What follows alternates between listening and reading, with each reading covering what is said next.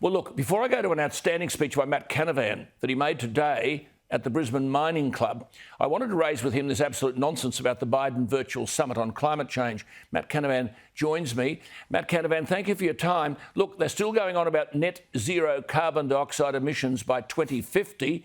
China are too smart, aren't they? They say they'll do it by 2060, by which time we'll have inflicted irreversible damage on ourselves. Yeah, look, Alan, the China is playing the West off a break here, and everybody can see it, seemingly except the US administration and the European governments as well. I mean, to go around here and demand that we and other countries handicap our own economies, handicap our own industries, destroy our own jobs, and give China and other countries, but China in particular, a free ride is just gobsmacking in its naivety. We've already seen this, Alan. We've seen this show play out in trade. We let China join the World Trade Organisation. They haven't abided by the rules. They've continued to massively subsidise their own industry against those rules. They've stolen jobs and industries from the West. They'd produced 58% of the world's steel last year on the back of Chinese government subsidies. And we continue to let them get away with it. And the same recipe is being repeated here. And I reckon the Chinese were very quick to hit the hang up button there at the end of that climate conference, because as soon as they did, they were rolling around the floor in laughter. And they wouldn't have wanted that to be broadcast. But see, Matt, on this net zero emissions, who is government listening to? Forget Canavan and Jones and others. Bjorn Lomborg is an acknowledged world authority. He said that Biden's climate alarmism is almost entirely wrong, that as a result of COVID lockdowns, he said, world emissions, if carbon dioxide is the problem, world emissions did reduce in 2020. But Lomborg says, if you want zero emissions by 2050, you'll need, I quote, 11 global shutdowns a year by 2030. And economic models, he said, show this will cost tens of trillions annually. Who are these government leaders listening to? Well, they're not looking at reality, Alan. We saw the World Economic Forum come out the other week and claim that there was positives about the coronavirus lockdown, and we'd look to repeat those in future years, seemingly to meet these fantastical net zero emission targets that are completely unrealistic.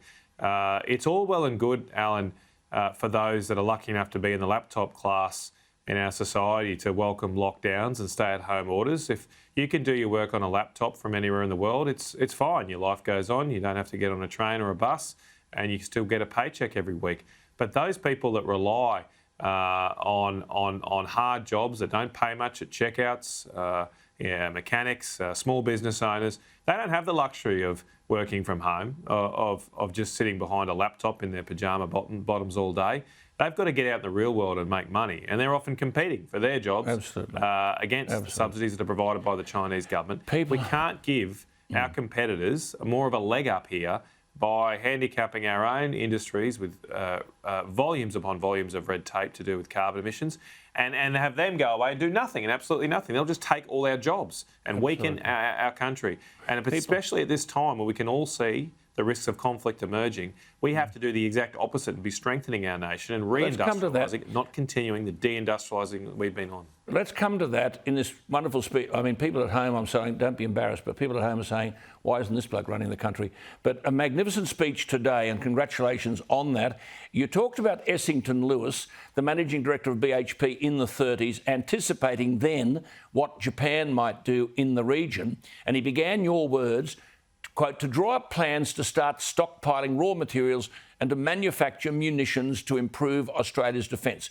What is your point, given the aggressive conduct today of the Chinese Communist Party?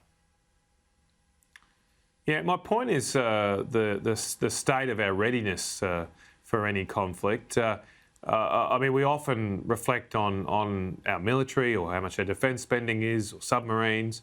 But I actually think what's more important is our aptitude or our readiness to respond and protect our country and want to do that, having willingness to do that. And as you pointed out there, or I pointed out today in the speech, Essington Lewis was the managing director of BHP. He wasn't a government official. He was a corporate leader. And he took it upon himself and his company, his Australian company, to start making bombs to protect Australia. This was in 1934. But let me ask you with this. I mean, should we be... The war began. And where would be the corporate leader right now, Alan? Yeah. Who would do that right now in corporate Australia? Absolutely. Who would take it on their own shoulders? Let me ask you this. Should we be exporting our raw materials so that China can build everything that's needed to secure its expansionist ambitions at our expense? Well, I've often and repeatedly said no, Alan, and especially right now. And I'd love to see our corporate leaders display some patriotism, display a love of country, and seek to value add to our raw materials, even if that is not the most commercial initiative. I realise companies have to make money, but it's quite in vogue to suggest that companies have to protect the environment before profits, that companies have to pursue social objectives before profits. Why shouldn't our companies, our Australian companies, also put patriotism over profits as well? They benefit greatly from being here in this country, from having access to schemes like JobKeeper. There is a moral obligation for Australian companies here to want to protect this free and open society that they thrive under. Because, and I've got no problem with companies pursuing social agendas like gay marriage. Good luck to them if they want to do that. But let's face facts, they couldn't enjoy that freedom. They couldn't do that if the Chinese Communist Party were in charge. Because last time I checked, homosexuality is not particularly welcomed by the Chinese Communist Party. We can have these debates. We enjoy these freedoms because we live in this great country called Australia, and we should be doing more to protect and defend it. Good on you. And sacrifice sometimes to do that. You made this outstanding point today when you said the difference between Essington Lewis in 1934 and corporate Australia now, and I quote your words, the distinct lack of evident patriotism of our corporate sector. And a great line quote, you said of today's corporates, more likely to find rainbow flags flying in our nation's corporate offices than Australian flags. Yeah, Alan, I'd love to see us... well, look, I'll make this point. If you go to... It's a long weekend here this weekend in Queensland. I think we've got this May Day now still here, but a long weekend here. You go to a barbecue this weekend, you will find almost to a man or a woman in that barbecue people who love this country, who love Australia, and would sacrifice. They would sacrifice everything to defend it and support it.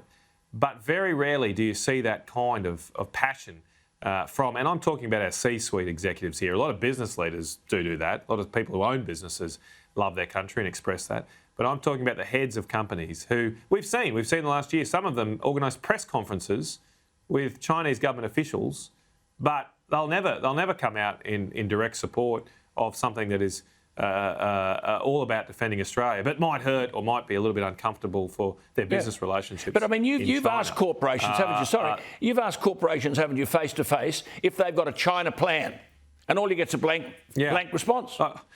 I've kind of taken it on board lately to do that because you know, Alan, a lot of these companies now in their boardrooms develop climate change plans.